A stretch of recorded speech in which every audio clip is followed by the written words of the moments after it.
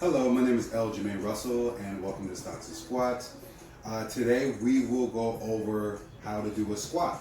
And with that squat, I will give you a couple other variations of exercises that you can use and even implement into your daily workout regimen. Now, if this is the first time that you've come to my page, please click like or subscribe so that you can get notifications anytime I come out with a new video. So with that being said, let's get started with the actual squat.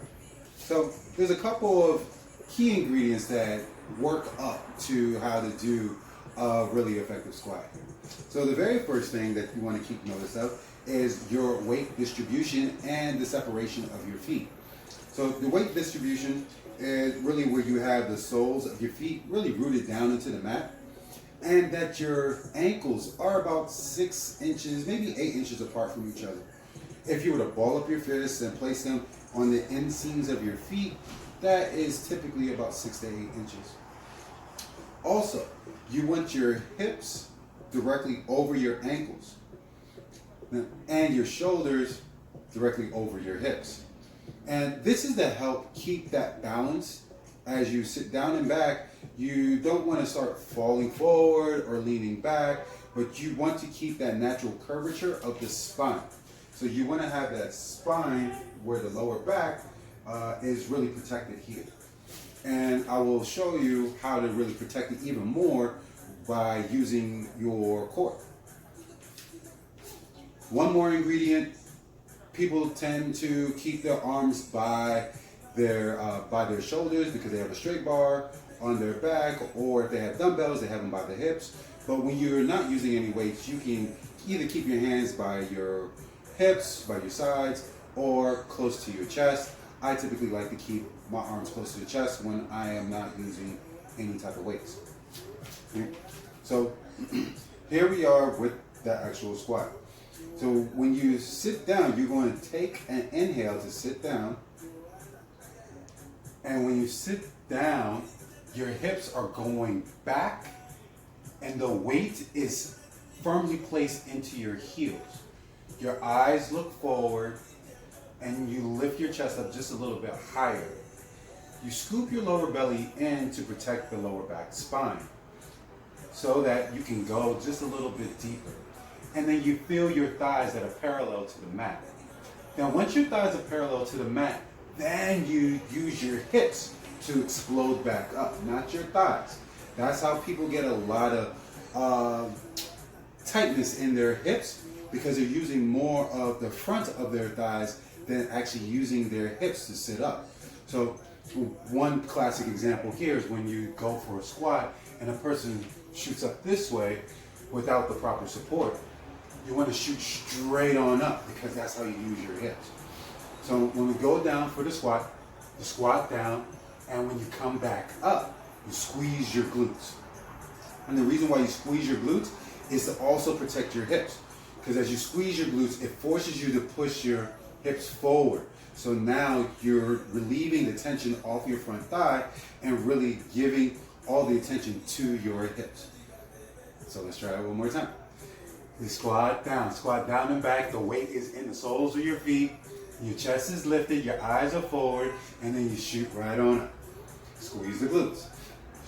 Shoot down, sit down and back. Come right back on up. And when you go down, lead with your hips. You're not even squeezing your quads here, but you're only using your hips to shoot up and to come back down. Thighs parallel to the mat, chest lifted, throat is wide open so your chin is away from the chest, allowing you to get proper inhales and exhales through your nose. And yes, I say through the nose, not really through the mouth, because proper respiration really happens through the nose. Right? So let's give it another angle here. So as we're here, actually let's go here. All right, so as we're here, you're nice and tall, you sit down and back, chest lifted, weight into your heels, you can lift your toes up, and then you shoot right back on up, squeeze the glutes. Sit down, legs parallel to the floor, chest lifted, shoot back up. Squeeze the glutes. Sit down. Hand back. On your exhale, you shoot right on up. Okay? Now, let's do it one more time. And shoot right back on up. So you should only feel here in the hips. Here in the thighs, you're not going to feel it as much when you're using your own body weight. Maybe when you start adding weight onto your shoulders or in your hands with your dumbbells, you might feel it a little bit more. But if you do it really right, you're going to feel more up here in your hips because you're exploding up as opposed to only contracting your thighs. So that will alleviate any tension that you might have when it comes to, quads and glutes. So next exercise. When you're doing these squats and stuff like that, there is also some lateral movements that you want to add, because not only do we walk on a regular day forward, but we also want to walk from side to side. Side to side movement is probably one of the best things that can ever happen for us, because it allows us to really start walking in, X, Y, Z axis, different coordinations and stuff like that. So it really gives you a chance to coordinate your body a little bit more with the movement that you want to do without any tension or any type of pain that you might be carrying in your joints. So these joints are very, very important. So still here in the squat. And then while we're here in the squat, we come down, right? And as we come up, you kick the leg out to the side and then come right back down. Shoot up, kick the leg out to the side, and come right back down. See, when you kick the leg out to the side, once again, it allows the side muscles to really engage here, gives them a chance to find some movement. Because oftentimes when we're just moving forward, we don't get a chance to use the outside muscles of our thighs. So now that we open up not only our hips, so that we can use our thighs a little bit more, meaning the inside and outside muscles of our thigh, it gives us a chance to find some movement, some space, so that there are no pain or tension in the hips. So that's the second exercise. So we have the regular squat where we sit down and back, and then we have the lateral kicks out to the side accompanied with the squat. So now we'll add the third exercise, which is the squat to a trunk twist ab crunch. Now, if you remember from the first exercise, the first squat, we talked about how using the squat and sucking your lower belly in to protect the curvature of your lower back. Now we're here on this third exercise, the trunk twist gives you a chance to not only use the lateral motion of your spine, but it also gives a chance to strengthen your core. Because throughout this whole exercise, you are tightening up or firming up your core so that you can be able to get a chance to shoot back on up when you do your squat. So you tighten your core to sit down, you tighten your core to shoot back up. So let's try to put it together, right? So here on the trunk twist with the squat, so you squat, bring your knee up, knee to opposite elbow, twist, bring the leg down, and squat one more time. As you squat, you come back up, bring the knee to opposite elbow, and twist. Now remember, this is also a stability exercise, so you get a chance to stabilize yourself on one leg. So you're not,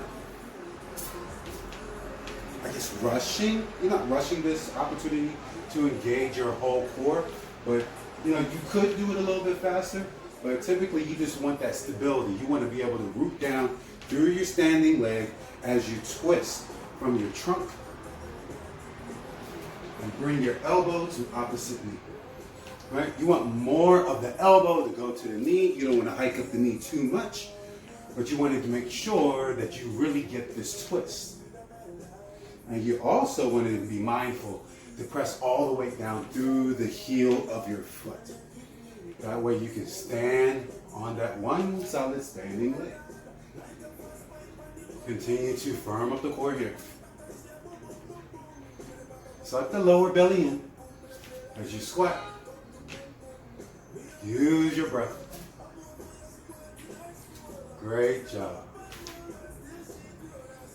So those are 3 key exercises that will not only develop your squat, but also give you a nice little routine. So now that you're using your whole body to do an exercise. And as you can see, if you just do 3 squats, 3 sets of a squat, maybe 10 to 15 reps, and then you do 3 sets of the squat with the lateral kick out to the left and to the right, and then you do 3 sets of the squat with the trunk twist, you've done a great exercise here. Maybe it can take you about 15 minutes at the most, but you've done a great lower body exercise and even worked your abdomen and solar plexus. So hopefully you'll be able to, incorporate this into your exercise. And if you have any questions, comments, or concerns, please leave them in the comment section below.